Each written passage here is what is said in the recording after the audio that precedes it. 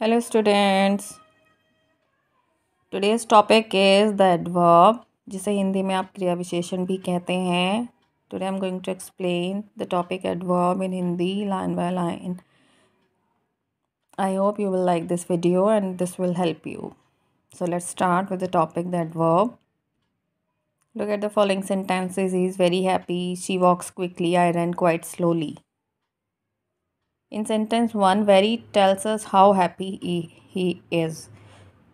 जो तीनों आपके सेंटेंसेस गिवन हैं, जो एग्जांपल्स हैं, जो फर्स्ट आपका है वो है ही इज़ वेरी हैप्पी, यानी वो बहुत खुश है. इस सेंटेंस में जो वेरी शब्द है वो बताता है कि वो कितना खुश है. In sentence second, quickly tells us how in what manner she walks, यानी शी वॉक्स क्विकली यानी वो जल्दी चलती है. तो जो क्विकली वर्ड है वो बता रहा है कि वो किस तरीके से चलती है. And in third sentence, I run quite slowly, यानी मैं धीरे चलता हूँ, यानी मैं धीरे दौड़ता हूँ. तो जो वर्ड क्वाइट है वो ये बताता है किस हद तक. Very modifies the meaning of the adjective happy, quickly modifies the meaning of the verb walks and quite modifies the meaning of the adverb slowly. जो फर्स्ट सेंटेंस है उसमें जो हैप्पी है वो है विशेषण, और जो दूसरा सेंटेंस है उसमें जो वॉक है दैट इज़ वर्ब, यानी वो क्रिया है, और जो स्लोली है वो है क्रिया विशेषण. Thus an adverb is a word that modifies a verb, an adjective and another adverb. यानी जो क्रिया विशेषण है वो शब्द है जो क्रिया विशेषण या क्रिया विशेषण की विशेषता को बतलाता है. यानी कोई काम अगर किया जा रहा है, किस तरीके से किया जा रहा है, उसकी विशेषता को जो शब्द बताता है उसे आप क्रिया विशेषण कहते हैं. Now kinds of adverbs. Adverbs may be divided into following classes. Adverbs of manner: bravely, slowly, carefully, quickly, fast. Adverb of manner जिसे आप हिंदी में कहेंगे यानी तरीके का क्रिया विशेषण, जो किसी काम करने का तरीका बताता है. और ये जितने भी वर्ड्स हैं, bravely, slowly, carefully, quickly, fast, ये सभी आपके एडवर्ब ऑफ मैनर में आते हैं. इसी तरह है एडवर्ब ऑफ प्लेस जिसे स्थानवाचक क्रिया विशेषण कहते हैं. एडवर्ब ऑफ फ्रीक्वेंसी, आवृत्ति का विशेषण. एडवर्ब ऑफ डिग्री यानी कोई काम कितना किया गया, परिमाणवाचक विशेषण जिसे कहते हैं. देन एडवर्ब ऑफ टाइम, कालवाचक क्रिया विशेषण. इंटेरोगेटिव एडवर्ब्स, प्रश्नवाचक क्रिया विशेषण. एंड रिलेटिव एडवर्ब, संयोजक विशेषण. So now let's start with the first one, adverbs of manner. अब सबसे पहले हम पढ़ेंगे एडवर्ब ऑफ मैनर के बारे में, जिसे हिंदी में कहते हैं तरीके का विशेषण. Adverb of manner expresses the manner of an action, it answers the question how. Adverb of manner होता है तरीके का विशेषण, जो ये बताता है कि कोई काम कैसे किया गया. द सोल्जर्स फॉट ब्रेवली, यानी जो सैनिक थे वो बहुत बहादुरी से लड़े. तो जो ब्रेवली वर्ड है that is adverb of manner. She walked carefully, वो बहुत सावधानी से चलता है या चलती है. तो केयरफुली वर्ड है adverb of manner. I read the book quickly, मैंने किताब को बहुत तेज़ी से या जल्दी से पढ़ा. तो जो क्विकली वर्ड है that is also adverb. He ran fast, वो तेज़ी से दौड़ा, तेज़ गति से. Adverb of manner usually placed after the direct object if there is one, otherwise they are placed after the verb. जो एडवर्ब ऑफ मैनर हैं उन्हें कहाँ किस जगह आते हैं, वो डायरेक्ट ऑब्जेक्ट के बाद, अगर कोई आपके सेंटेंस में गिवन है डायरेक्ट ऑब्जेक्ट, अदरवाइज उन्हें वर्ब से पहले लिखा जाता है. They must not be placed between a verb and it's direct object. उन्हें क्रिया और जो डायरेक्ट ऑब्जेक्ट है उसके बीच में नहीं लिखा जाता. जैसे आपके एग्जांपल में गिवन है ही एट ग्रीडीली द केक. तो जो ग्रीडीली वर्ड है वो एडवर्ब है, जिसे यहाँ लिखा गया है वर्ब के बाद डायरेक्ट ऑब्जेक्ट से पहले. सेकंड में जो लाइन में करेक्शन की गई है, ही एट द केक ग्रीडीली, यानी उसने बहुत लालच से केक खाया. सो जो यहाँ ग्रीडीली वर्ड लिखा गया है that is the correct position. If there is a preposition before the object add to words, we can place the adverb either before the preposition or after the object. अगर preposition दिया गया है sentence में तो हम या तो adverb को प्रपोजिशन से पहले लिख सकते हैं या ऑब्जेक्ट के बाद। The child ran happily towards his mother, यानी जो बच्चा है वो माँ की तरफ खुशी से दौड़ा। The child ran towards his mother happily, और जो बच्चा है इसका भी मीनिंग वही निकलेगा, जो बच्चा है माँ की तरफ खुशी से दौड़ा। तो फर्स्ट में एडवर्ब बिफोर प्रपोजिशन है because the preposition is towards and happily is adverb, और सेकंड में जो प्रपोजिशन है towards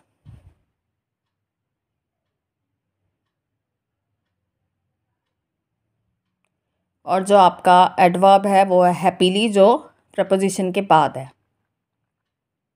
the following adverbs are almost always placed after the verb, और जो कुछ ऐसे एडवर्ब हैं जो हमेशा ही कहाँ यूज़ किए जाते हैं, वर्ब के बाद यानी क्रिया के बाद।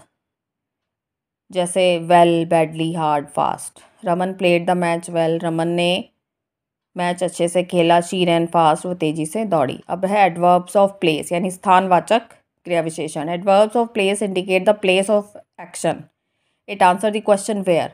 जो एडवर्ब ऑफ प्लेस है वो ये बताता है कि कोई काम कहाँ किया गया, और ये जो किस प्रश्न का उत्तर देता है कहाँ शब्द का, यानी कोई काम कहाँ किया गया। ही लुक्ड एवरीवेयर, उसने सब जगह देखा। He put the pen here, उसने पेन को यहाँ रखा। If there is also an adverb of manner in the sentence then it comes after the adverb of place. और अगर किसी सेंटेंस में दो एडवर्ब हैं, एक है एडवर्ब ऑफ मैनर, एक है एडवर्ब ऑफ प्लेस, तो जो एडवर्ब ऑफ मैनर है वो एडवर्ब ऑफ प्लेस के बाद आता है। She moved there slowly, so there आपका एडवर्ब ऑफ प्लेस हो गया और slowly adverb of manner. Ravi got down quickly, so down है एडवर्ब ऑफ प्लेस और क्विकली है एडवर्ब ऑफ मैनर। अब नीचे कुछ एग्जांपल्स गिवन हैं, और जो रेड कलर से जितने भी लिखे गए हैं वर्ड्स ये सभी एडवर्ब हैं, क्रिया विशेषण है। अब हम नेक्स्ट करेंगे, जो नेक्स्ट है आपका adverb of frequency. Adverbs of frequency जिसे आप आवृत्ति का क्रिया विशेषण कहते हैं।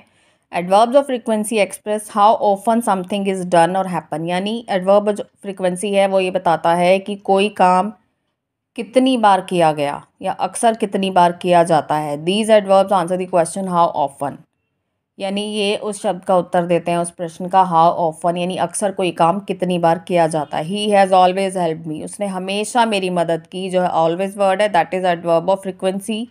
आई सेल्डम गो देयर, मैं कभी कभार वहाँ जाता हूँ।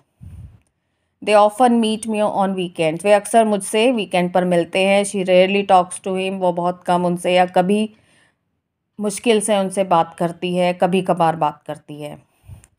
Some commonly used adverb of frequency are again, almost, ever, always, frequently, generally. All these are adverb of frequency. अगर सेंटेंस में वर्ड्स गिवन है तो आप उससे फाइंड आउट कर सकते हैं कि एडवर्ब ऑफ फ्रीक्वेंसी है। नाउ एडवर्ब ऑफ डिग्री, ये जिसे आप परिमाणवाचक क्रिया विशेषण कहते हैं। Adverb of degree expresses the intensity and answer the question how far, how much और टू व्हाट एक्सटेंट। जो एडवर्ब ऑफ डिग्री हैं वो किसी काम की गहराई को बताते हैं, किस हद तक कोई काम किया गया या कितनी दूर तक, किस हद तक। शी इज़ वेरी इंटेलिजेंट, वो बहुत इंटेलिजेंट है। जो वेरी वर्ड है that is adverb of degree. He is too weak to walk, वो बहुत कमज़ोर है चलने के लिए, तो जो टू वर्ड है that is also adverb of degree. You are quite young, यानी तुम काफ़ी जवान हो, तो क्वाइट वर्ड भी है, एडवर्ब ऑफ डिग्री है। N adverb of degree modifies an adjective और अनदर एडवर्ब। जो एडवर्ब ऑफ डिग्री है वो आपके विशेषण या किसी और क्रिया विशेषण की विशेषता बताता है। ही is very good at painting, so very है आपका एडवर्ब और गुड है आपका एडजेक्टिव। इसी तरह I know him quite well, जो क्वाइट है दैट इज़ एडवर्ब और वेल है that is adverb. The following adverbs of degree can also modify verbs. ये जो आपके एडवर्ब हैं, एडवर्ब ऑफ डिग्री हैं, ये कुछ जो क्रिया होती है उसकी विशेषता भी बताते हैं, जैसे almost, nearly, hardly, scarcely, quite, just, etcetera. Enough as an adverb meaning to the necessary degree goes after adjective and adverb. जो एनफ वर्ड है आपका उसे विशेषण के बाद और क्रिया विशेषण के बाद ही यूज़ किया जाता है। The milk is hot enough, he didn't work hard enough. So enough word है, उसे सबसे लास्ट में प्लेस किया गया है। Too as an adverb meaning more than necessary और useful goes before adjective and adverb. जो टू वर्ड है वो एडजेक्टिव और एडवर्ब से पहले आता है, जिसका मतलब है मोर देन नेसेसरी, यानी कोई चीज़ ज़रूरत से ज़्यादा, हद से ज़्यादा है। The milk is too hot, यानी बहुत ज़्यादा गर्म है दूध। ही वर्क्स टू हार्ड, वो बहुत ज़्यादा परिश्रम से कार्य करता है। एडवर्ब ऑफ टाइम, समयवाचक या जिसे आप कालवाचक क्रिया विशेषण कहते हैं।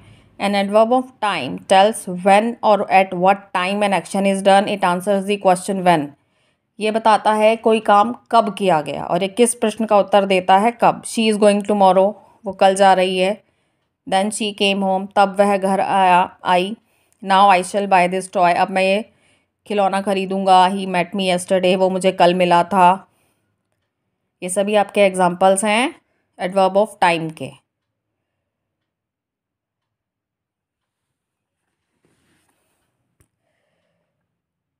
Yet and still have different position rule. Yet और स्टिल जो वर्ड है उनके डिफरेंट पोजीशन रूल्स हैं, यानी उन्हें किस तरह से यूज़ करना है उसके लिए अलग रूल हैं।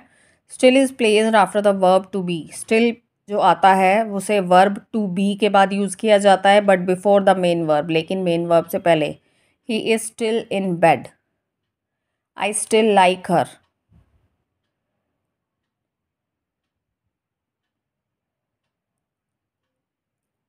Yet is placed at the end of the sentence, और जो येट है वो उसे हमेशा सेंटेंस के एंड में यूज़ किया जाता है।